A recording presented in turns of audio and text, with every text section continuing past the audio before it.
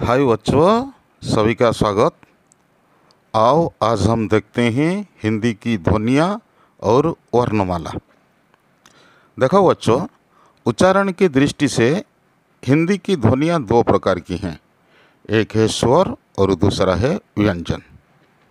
देखो पहले जानते हैं स्वर ध्वनि किसे कहते हैं। स्वर वे ध्वनियाँ हैं जिनके उच्चारण में मुख विवर से बाहर आती हवा का कहीं अवरोध नहीं होता।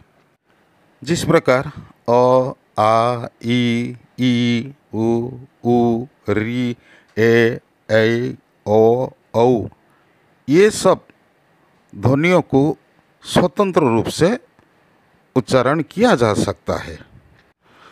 अभी देखते हैं व्यंजन ध्वनि किससे कहते हैं। व्यंजन वे ध्वनियाँ हैं जिनके उच्चारण से बाहर आती हवा का कहीं न कहीं पूर्ण या आंशिक अवरोध होता है। जिस प्रकार क, ख, त, च ये सब ध्वनियाँ। देखो बच्चों, ध्वनियों के लिखित रूप को वर्ण कहते हैं। ध्वनियों के लिखित रूप को वर्ण कहते हैं और वर्ण के व्यवस्थित समुदाय को वर्णमाला कहते हैं। वर्णों के व्यवस्थित समूह को या समुदाय को वर्णमाला कहते हैं। आओ हम देखते हैं वर्णमाला को। देखो बच्चों, ये सब स्वर वर्ण हैं, जैसे ओ, आ, ई, उ, री, ए, आई, ओ, औ। इनकी संख्या है 11। देखो, स्वर उन वर्णों को कहते हैं जिनका उच्चारण स्वतंत्र होता है। देखो बच्चों, स्वर वर्णों को दो भागों में बांटा जाता है। एक है ह्रस्व स्वर और दूसरा है दीर्घ स्वर। ह्रस्व स्वर के अंतर्गत आते हैं ओ, ई, उ और री, और दीर्घ स्वर के अंतर्गत आते हैं आ, ई, उ, ए, ऐ, ओ, औ। ये जो ह्रस्व स्वर है इन्हें मूल स्वर भी कहते हैं। ये एकमात्रिक हैं। एकमात्रिक हैं अर्थात उच्चारण में दीर्घ स्वर की अपेक्षा आधा समय लगता है इन सब वर्णों को उच्चारण करने में। ये जो दीर्घ स्वर है ये द्विमात्रिक स्वर भी इन्हें कहा जाता है। उच्चारण में ह्रस्व की अपेक्षा दोगुना समय लगता है। आओ बच्चों, अभी हम देखते हैं व्यंजन वर्ण। व्यंजन वर्ण किससे कहते हैं। व्यंजन वे वर्ण हैं जो स्वर की सहायता बिना नहीं बोले जा सकते हैं। देखो एक उदाहरण देखो। क एक व्यंजन वर्ण है, लेकिन क कैसे बनता है। क में हल या हलंत क, धन अ। हलंत क के साथ अ मिलने पर हम इस वर्णों को पूर्ण रूप से उच्चारण कर सकते हैं।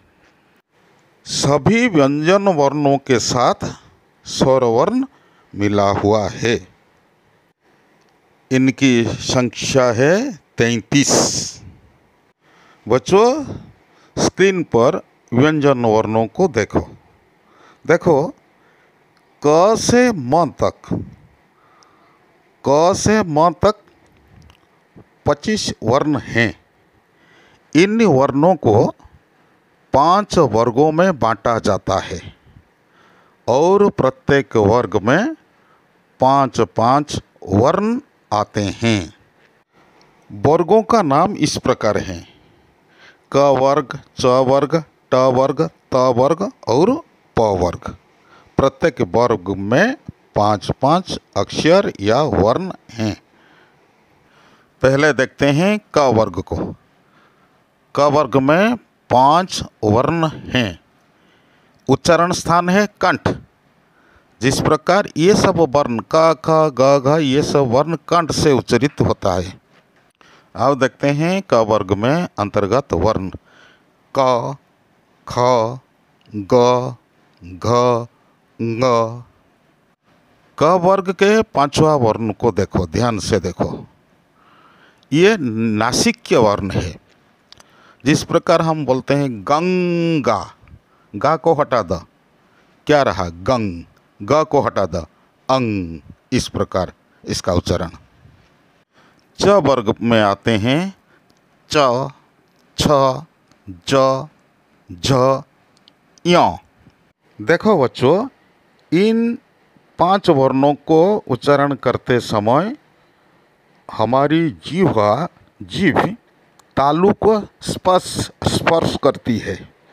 खुद उच्चारण करके देखो, च, छ, ज, झ, य। इन्हें तालव्य वर्ण भी कहते हैं। उसके बाद देखते हैं ट वर्ग। ट वर्ग में आते हैं ट, ठ, ड, ढ, ण। इन सब वर्णों को मूर्धन्य वर्ण कहा जाता है, क्योंकि इन सब वर्णों का उच्चारण स्थान है मूर्धा। खुद प्रयत्न करने पर तुम्हें मालूम होगा कि जीभ पलटकर मूर्धा को छूती है। देखो ट, ठ, ड, ढ और ण। देखो इस वर्ग में और 2 वर्ण भी लिखे हुए हैं। इनका उच्चारण है अड़, अढ़। ये जो 2 वर्ण, ये हिंदी के वर्ण नहीं हैं। ये आगत व्यंजन अर्थात दूसरी भाषा से आई ये उत्कीर्त वर्ण अड़, अढ़। इसके बाद देखते हैं त वर्ग। त, थ, द, ध, न। इन्हें दंत्य व्यंजन भी कहा जाता है। उच्चारण करने से पता चलेगा कि जीभ दंत को स्पर्श करती है। अभी देखते हैं प वर्ग। प, फ, ब, भ, म। इन्हें ओष्ठ व्यंजन भी कहते हैं, यानी प, फ, ब, भ, म। इन सब वर्णों को उच्चारण करते समय दोनों होंठों का व्यवहार किया जाता है। उच्चारण करके देखो। देखो बच्चों, क वर्ग, च वर्ग, ट वर्ग, त वर्ग और प वर्ग, ये जो 5 वर्ग हैं और कुल 25 वर्ण हैं। इन्हें वर्ग व्यंजन भी कहते हैं। वर्ग व्यंजन। प्रत्येक वर्ग के 5वां ध्वनि यानी अंग, य, ण, न, म। इन सब वर्णों का उच्चारण स्थान है नाक। इसलिए इन्हें नासिक्य व्यंजन भी कहते हैं। उनके बारे में बाद में जानोगे। उसके बाद अंतस्थ वर्ण य, र, ल और व। ऊष्म वर्ण है श, श, स, ह। उसके बाद देखो मिश्र व्यंजन। ये 4 वर्ण होते हैं। एक क्ष, त्र, ज्ञ, ज्ञ या स्र। ज्ञ को कुछ लोग ज्ञ, कुछ लोग ज्ञ भी कहते हैं। देखो क्ष कैसे बनता है। क में हल, हलंत क, धन हलंत स, धन ओ योग होने से क्ष बनता है। हलंत क और स सिर्फ मुद्रे स से क्ष बनता है। ठीक उसी प्रकार त्र, हलंत त, धन र या हलंत त, धन हलंत र, धन अ से त्र बनता है। ज्ञ या ज्ञ या ज्ञ, ये हलंत ज प्लस य, हलंत न्य, हलंत य प्लस अ स्र हलंत स धन हलंत र धन अ से स्र बनता है। ये मिश्र व्यंजन। अभी देखते हैं अनुसार और विसर्ग। ये जो दो वर्ण है इन्हें अयोगवाह कहा जाता है। अर्थात ये जो दो वर्ण ये स्वर या व्यंजन नहीं हैं।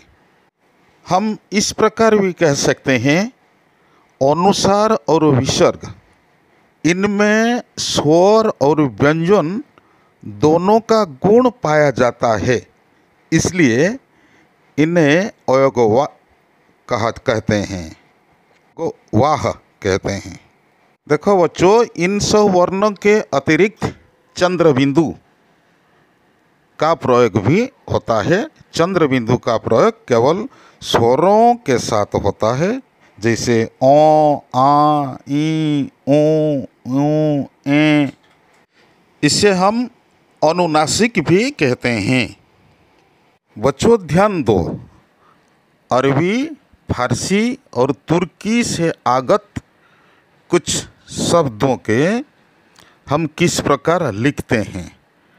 क, ख, ग, ज, फ के नीचे देखो के नीचे एक बिंदी लगा हुआ है। इस बिंदी को हम नुक्ता कहते हैं। नुक्ता कहते हैं। सिर्फ ये 5 जगहों पर लगा हुआ बिंदु को लगी हुई बिंदु को नुक्ता कहा जाता है। अंग्रेजी से आगत शब्दों में आ, ज, फ का भी उच्चारण होता है। जिस प्रकार हम कहते हैं डॉक्टर, डॉक्टर को डा, आ किस प्रकार लिखा जाता है। देखो आ, ये अंग्रेजी शब्द। देखो ये आ के ऊपर एक चिन्ह लगाया हुआ है। इसका उच्चारण ये अ और आ के बीच, ये इसका उच्चारण अ नहीं है कि आ भी नहीं है, अ और आ के बीच। इसलिए हम कहते हैं डॉक्टर। बच्चों आज इतना ही, फिर मिलेंगे बाद में। देखो बच्चों, सब्सक्राइब और लाइक करना ना भूलें। धन्यवाद।